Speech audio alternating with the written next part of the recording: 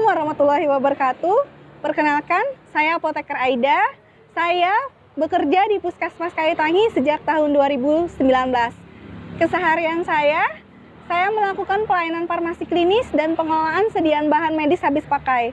Salah satu kegiatan pelayanan farmasi klinis adalah konseling.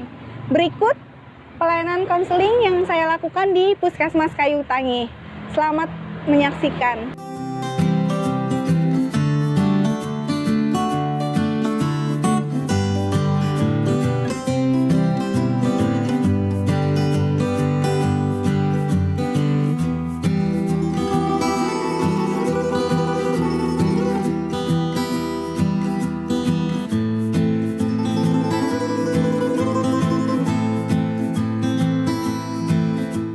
Sebentar ya Pak, tunggu di ruang tunggu terlebih dahulu.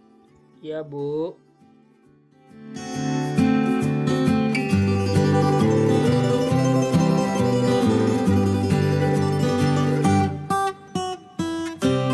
Atas nama Bapak Fahri?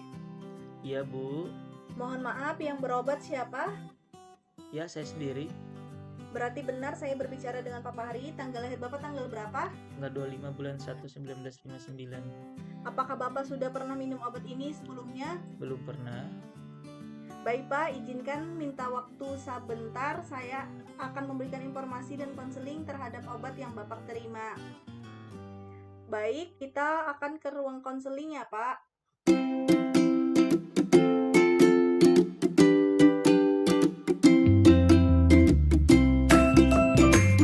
Selamat pagi Pak, silakan duduk. Sebelumnya, perkenalkan saya Apoteker Aida, saya petugas farmasi di sini. Tadi dokter ada bilang yang dikatakan dokter tentang kegunaan obat ini apa Pak?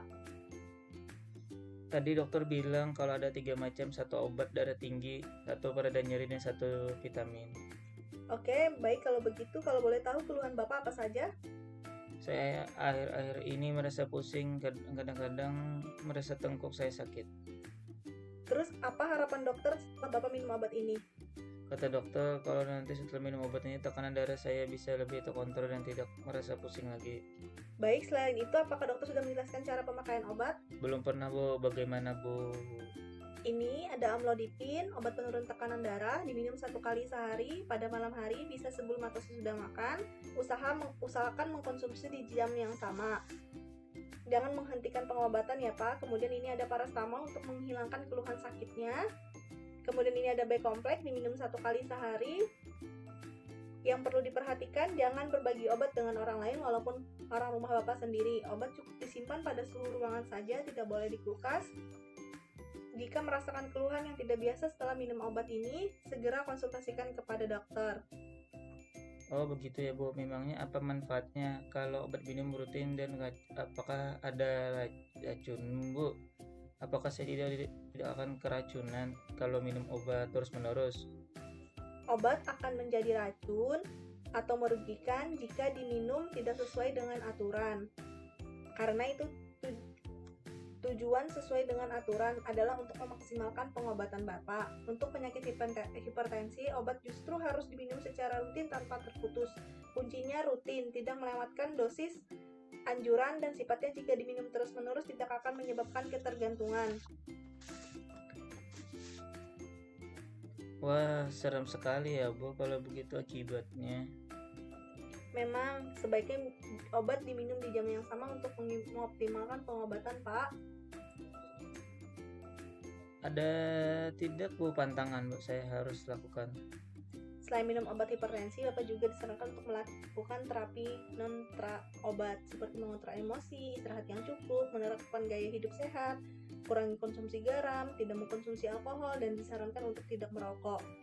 Wah, banyak juga ya yang cukup sulit dikontrol Bu. Seperti olahraga, yang saya jarang berolahraga, apalagi karena kalau nafsu makan turun, makan ikan asin saja saya mampu menggugah selera makan. Iya Pak, sebaiknya dikurangi, tetapi tidak apa-apa, jangan dijadikan beban, perlahan saja, karena dengan pola hidup sehat dapat menjauhkan kita dari penyakit. Menjadi sehat itu mahal, karena mencegah lebih baik daripada mengobati. Selain obat yang diresep dokter, apakah Bapak sedang mengkonsumsi obat yang lain? Tidak Bu. Baik Pak, mungkin itu saja yang dapat saya sampaikan. Apakah Bapak ada pertanyaan atau masih ada yang kurang jelas? Tidak Bu, sudah jelas, cukup jelas. Baiklah, agar saya tahu sejauh mana informasi yang saya berikan diserap baik oleh Bapak, bolehkah Bapak mengurangi cara pemakaiannya dan fungsi obat ini dan lain-lain? Baiklah, bismillahirrohmanirrohim. Koreksi saya Bu, kalau yang tidak pas, maklum orang baru. Satu, amlodipin untuk penyakit darah tinggi diminum 1 kali sehari setiap pagi sebelum atau sudah makan. Kedalasannya Oktober 2022. Efek sampingnya bisa menyebabkan pembengkakan di kaki dan pegangan kaki, kelelahan nyeri dan perut. Tapi efek tersebut tidak terjadi pada setiap orang. Yang kedua, paracetamol untuk menenangkan sakit kepala dan pusing diminum 3 kali satu sesudah makan jika perlu. Kadaluarsanya September 2022. Efek samping paracetamol jarang terjadi. Yang ketiga, vitamin B kompleks diminum 1 kali satu setiap pagi sesudah makan untuk daya tahan tubuh. Kadaluarsanya Februari 22. Efek samping vitamin B kompleks yang jarang terjadi. Apa lagi ya Bu? Oh ya, tidak boleh berbagi obat walaupun dengan orang rumah. Simpan pada suhu ruangan saja, tidak boleh dalam kulkas. Yang ketiga, diminum obat dengan air putih saja. Terakhir, jika merasakan keluluhan orang tidak biasa setelah minum obat, segera konsultasikan kepada dokter. Sepertinya itu aja sih Bu. Betul sekali. Alhamdulillah informasi yang saya sampaikan dapat Bapak terima dengan baik. Ada lagi yang ingin ditanyakan atau sudah jelas Pak? Tidak ada Bu. Baik Pak, demikian informasi yang saya sampaikan. Semoga tekanan Bapak bisa terkontrol ya Pak. Amin, terima kasih Bu. Sama-sama Pak, mau mengingatkan kembali sebelum obat habis, misalnya sisa 1 atau 2 tablet, sebaiknya konter lagi ke dokter ya Pak. Terima kasih Pak, konseling hari ini saya akhiri. Ini ada obatnya. Terima kasih Pak. Sama-sama Bu.